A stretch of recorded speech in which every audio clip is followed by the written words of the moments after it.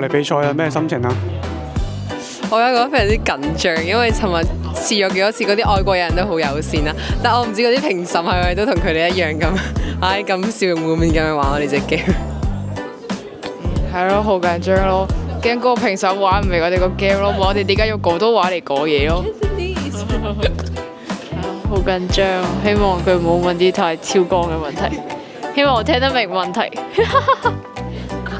我哋都係有啲緊張嘅，之後希望嗰個評審可以 enjoy 我哋嘅 present， 同埋可以派啲杏仁餅俾佢咯。今日係比賽日啊，閉門作賽，我就只可以外邊睇住佢哋入去咯。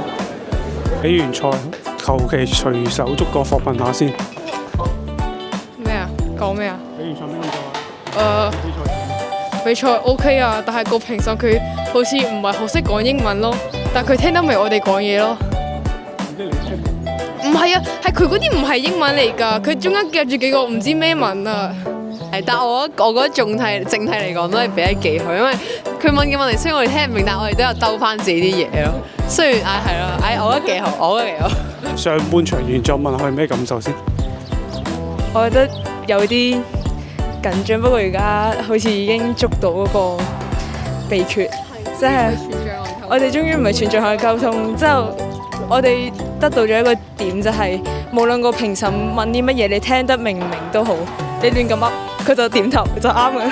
係啊，我哋組就係見到專家，然之後好緊張，但係而家係上半場，我哋去緊食中午，下半場係會仲有晏晝嘅。咁啊，晏晝嘅話，你諗住有咩改善啊？咁我哋做晏晝就應該會執翻好啲板，因為我哋嗰個場嗰個攤位好亂啦，所以我哋會分工有效率多啲咯。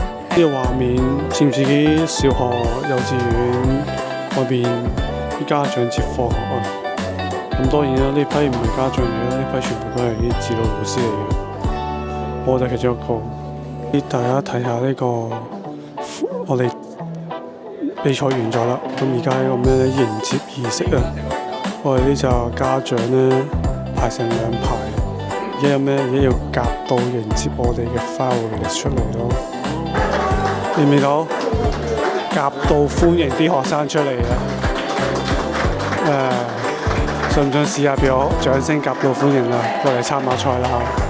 於是咧擴展到去呢個非洲地域啦，仲有邊個未 at？大嶼飛到快啲 at 啦！我驚佢之後有個 IG 俾人 at 爆咗。